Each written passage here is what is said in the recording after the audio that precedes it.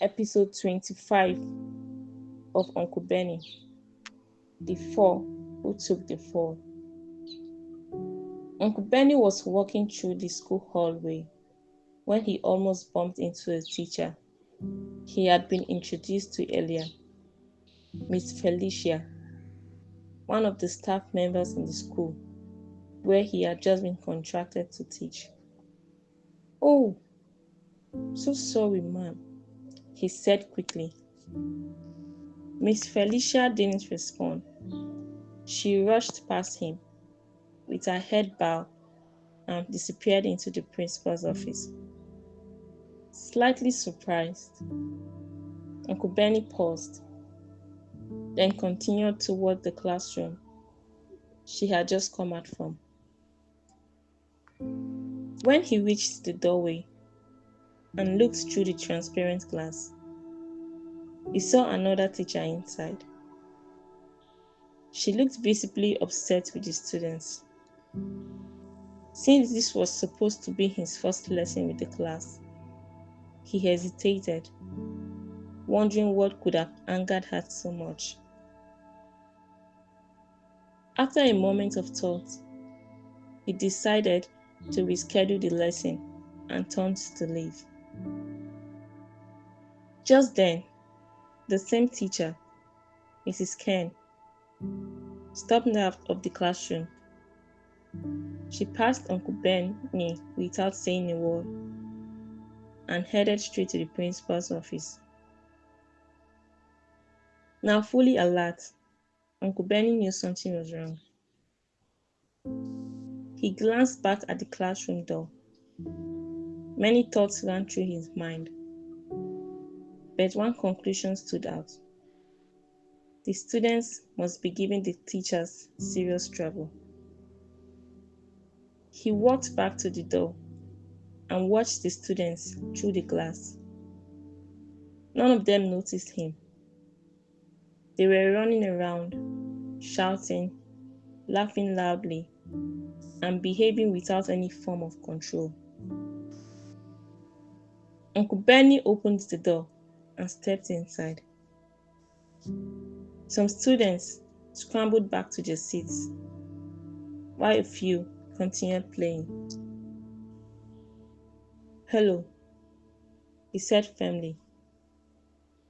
"I need everyone to be quiet." Slowly, the remaining students returned to their seats. Suddenly, a voice rose from the back. "Who are you, mister?" The class erupted in laughter. Uncle Benny didn't waste a second. He introduced himself and reminded them that the principal had informed them about his arrival the previous day. He then turned to the board to write the topic for the lesson. But just as he began writing, something struck the back of his head. He spun around sharply. The class exploded in laughter again. A crumbled paper lay on the floor. It had clearly been thrown at him. Uncle Benny scanned the room calmly. "Who threw that paper at me?" he asked. Silence. He sat in the teacher's chair and placed his hands on the desk. "All right," he said. "One by one, come out and introduce yourselves." They obeyed, but as he stepped forward, he noticed a small group, a clique, exchanging signals, whispering and smacking. He suspected immediately that they were the ringleaders. When it was their turn, the first boy walked out and refused to speak. The second boy did the same. Then the first girl, then her friend. Four students, all silent, all defiantly staring. Uncle Benny wasn't surprised. He instructed them to stand by the front wall. Then another boy from the same area stood up. To everyone's surprise, he introduced himself properly. Uncle Benny realized he wasn't part of the clique after all. A few students giggled quietly. Uncle Benny understood the mischief going on, but he admired the boy's courage to stand apart. At that moment, the door opened. The principal walked in with Miss Felicia and Mrs. Ken behind him. The class fell into complete silence. The principal spoke with Uncle Benny briefly, then noticed the four students standing at the front. "So the four of you are the troublemakers," he said. "Follow me to my office." The four students began protesting fearfully, but both Miss Felicia and Mrs. Ken confirmed that the entire class usually misbehaved. Still, the principal, convinced that these four were the leaders, took only them. After they left, the class became quiet, completely different from earlier. Uncle Benny continued his lesson without any trouble. The next day, the principal returned. He announced that the four students had been suspended indefinitely for troubling the teachers. He then asked Uncle Benny if there were any other troublesome students. Uncle Benny said no. The principal told the class they were lucky.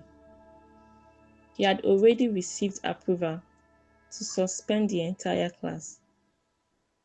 But because Uncle Benny identified the clique, only the four were punished. The room fell into a shocked silence.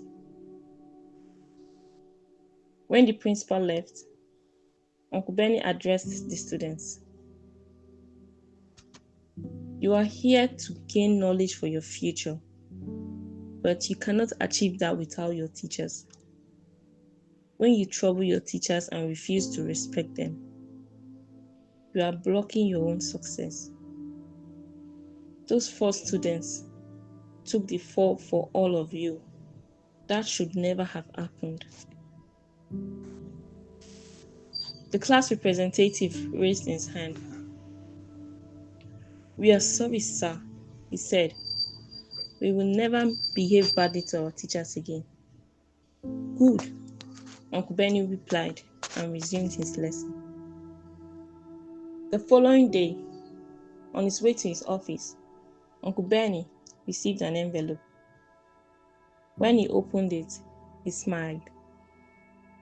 It was an apology letter from the entire class. They apologized for throwing the paper at him and also apologized to all the teachers they had offended. They promised to change. Still smiling, he walked toward their classroom and saw Miss Felicia coming out, holding a beautiful flower the students had gifted her. She looked happier than he had ever seen her. Inside the classroom, the students greeted with bright smiles. He told them that the four suspended students were being considered for return because he and the teachers had pleaded on their behalf. The class was overjoyed. 2 weeks later, the four students returned, completely transformed. From that day on, the entire class remained well behaved. Even after Uncle Benny's contract with the school ended, the students continued writing letters to him, updating him on their growth. Mrs. Ken often told him how disciplined the class had become. Uncle Benny was grateful that the students had learned such an important lesson about respect, discipline, and good moral character.